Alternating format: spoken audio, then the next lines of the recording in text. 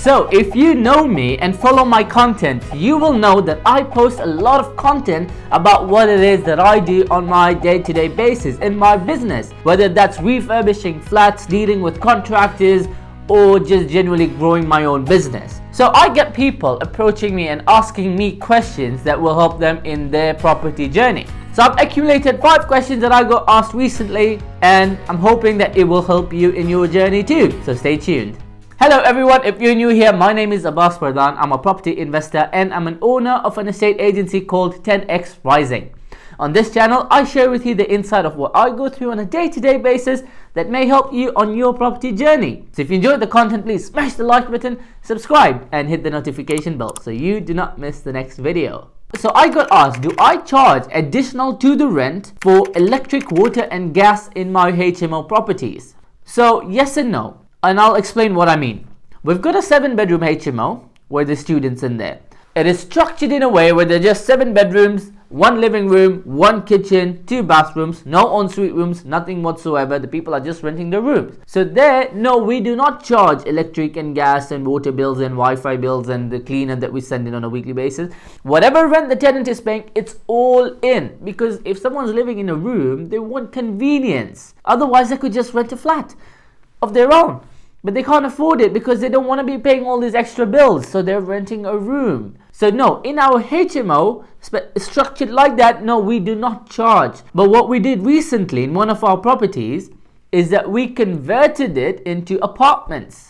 Now, the ground floor apartment was still a HMO, 4-bedroom, but we converted it all to ensuite. The first and second floor, we converted it to 1-bedroom apartments. Now, we did get the planning consent for it, but as we all know, to get electric meters from Western Power or gas meters from Cadent is very costly. So we didn't do that. It wasn't worth the investment to spend 20 grand or 15 grand to get in electric meters just for that one flat, for each flat. So what we did rather is that for the electric, there's a fuse box there. So we put in an electric prepaid meter, which does the job exactly, well, almost exactly like an actual meter. The tenant just tops up as much as they want to use in terms of their electric. So say in normal circumstances, they use whatever they want, and then at the end of the month, the supplier charges them as per their usage, if there's a smart meter in there.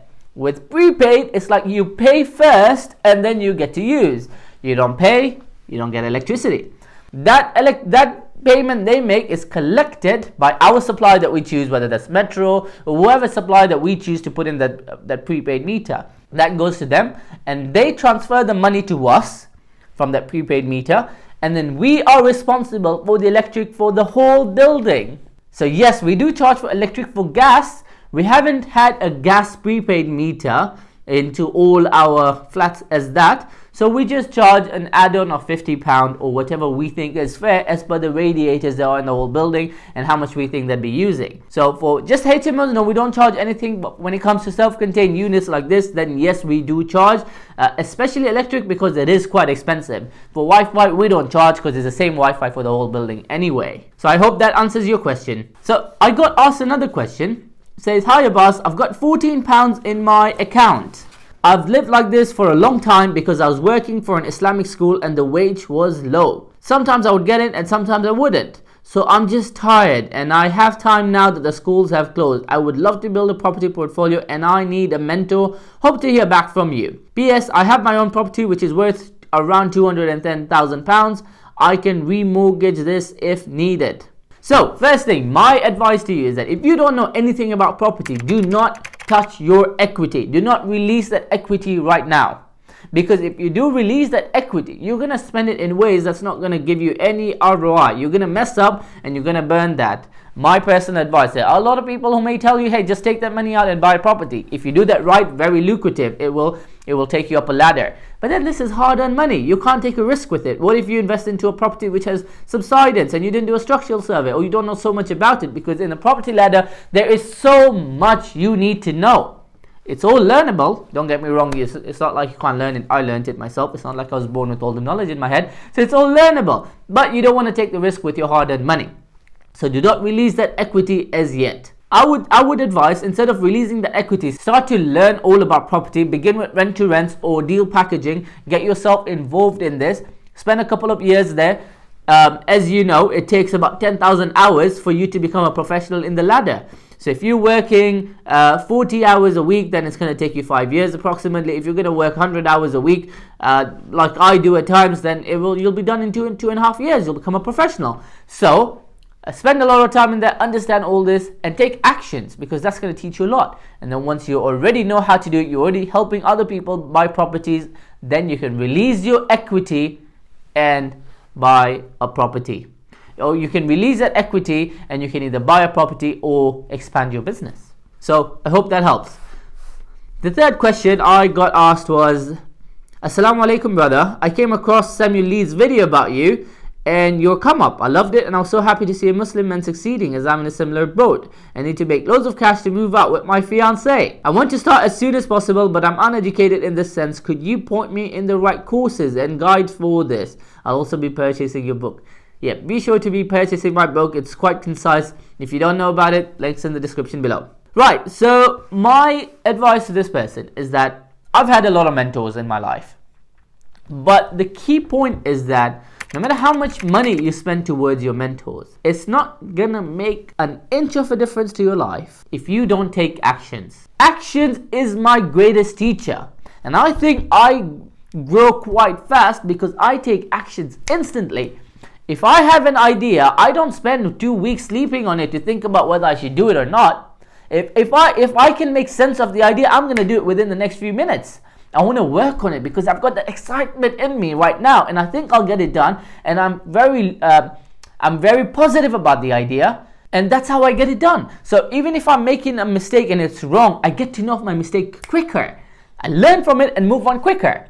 So my actions has been my greatest teacher. Before I went into my first crash course on property, I was already making 100 to 150 cold calls a day. When I realized cold calls wasn't working, I started visiting all the letting agents in Birmingham. I know it was hard, but I'd leave early morning 8 o'clock and come back at 5, just knocking on doors every day.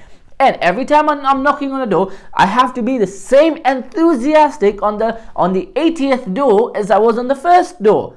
So you can understand how much that takes out of you. But the lessons you learn in that is so valuable that it's going to stick with you for the rest of your life. So I did that. That was already teaching me a lot. But there were some points when I didn't understand what's going wrong. Like, why is this not going through? I'm trying to do this for 4 months now. I'm practicing, but it's just not working. That's because you don't have the right information. And that's where you also go to a mentor. So you don't want to waste so much time before you go to a mentor as well, because you're wasting time essentially doing the wrong things. So the information earlier on really helps. But if you don't have the money for it and you only got like £14 in your account, then YouTube is a great platform to learn. Books, you'll get free books on Google. Property investors who spend 30 years in property will write a book, concise it into a 200-page small little book, which will take you 5 hours to read.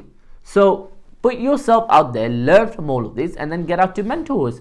I've had so many mentors in my life. I've got some which are my family members. I've had Samuel Lees, I've had Jackie Edwards, I've had Grant Cardone, I've had Gary Vee. I want to learn from these guys because these guys have done it. So I want to learn from them. So whoever it is that's doing well out there, just go and just pick their brain. So I hope that's useful to you. Fourth question I got asked was, how do you reference check an international student because they have no credit check? Well, that's a very good question. So when it comes to an international student who's just he's just come to the country now and he doesn't have a credit history, probably doesn't even have a bank account open yet. So we do not rent out any flats to them, any self-contained units, because at the end of the day, we cannot take the risk. We need to do our reference checks and be very confident that the person we're going to give the house to, the property to, is going to look after it very well. We need to be paid on time because this is a business, it's not a charity. So we need to have that confidence that this property will be very well looked after. So reference checks, we just cannot get past it. So we do not rent out flats or houses to any international student without a background history. However, when it comes to HMOs, if they're just wanting to rent a room, then we do allow them to rent rooms from us, but we do some checks on them. We want to check if they have paid the university fees and they are who they say they are. We want to do a right to rent check. Do they have a biometric residence permit? if they are not, if they're an international student, they need to have a biometric residence permit. So do they have that? We want to check their passport copy. We want to check their offer letter from the university. We want to check if their amount was actually paid. And then we want to check if they have the money to pay us. We want to take the deposit and upfront rent. However, if the HMO room is expensive and it's an ensuite one, and or we're having a bit of double doubts, then ideally we want a guarantor as well. Bear in mind, if it's about a flat or a house, we don't even want a guarantor really, because the properties we have, they're in such good locations that we can cherry pick who we want as our tenants. We're not obliged to give the property to the first person who comes to ask for it. But with HMOs, sometimes because we have so many rooms, we do not want vacancy period as well. And don't get me wrong, just because we don't do reference check doesn't mean the person is a bad person. They do pay, they could still be paying on time. But we just want to be secure. We want to mitigate all the risks. It's a business, right? So yes, we do ask for a guarantor if it's an ensuite room, if it is a bit expensive, if we are a bit concerned if this guy will be able to pay. It also depends how much money they have in their bank account. If they don't even have their bank account open, then we may want a guarantor. So these things go into place, but a guarantor sometimes does come in handy for our HMOs. But we do not disregard international students for our HMO rooms. We do rent it out to them, as long as they pay the rent and the deposit upfront. The fifth question I got asked is hey boss, I'm looking to do a rent-to-rent on a 7-bedroom HMO. Do I need a HMO license? So the answer is yes. In Birmingham, at least, any property that has 3 or more unrelated people living in it, it is classed as a HMO, a house of multiple occupation. However, any property that is 5-bedroom or more needs a HMO license. Any property that has 7 or more people living in there, that's called a sui generis. So you not only need a HMO license, but you also need planning permission to be running this as a sui generis HMO. Now, in some areas, you've got Article 4. Like Birmingham, all of it is Article 4. So you can't just go out there and convert a property into a mini HMO, a 4-bedroom HMO. It needs to be declared first, because there's Article 4. Unless you have grandfather rights. Grandfather rights is that where you were already operating as a HMO well long before Article 4 even came in place. So you need to show evidence for it and declare it as a HMO. So coming back to the question, do you need a HMO license? Yes, you do need a HMO license. However, if the landlord already has a HMO license, speak to your council. Normally, if you're going to Google, just write Birmingham City HMO Licensing Department. You'll get their phone number. Pick up the phone, ask them any questions you do have. You may need to convert the HMO manager from the landlord to yourself if you're the one that's doing the smoke alarm test and all the other tests. So I wish you good luck with that. So there you have it. If you've got any questions for me, just put them in the comment section below, and I will be sure to come back to your questions with my answers in the next week. So I hope you found this information useful for yourself in your journey. If you do not forget to subscribe, and I will see you in the next video.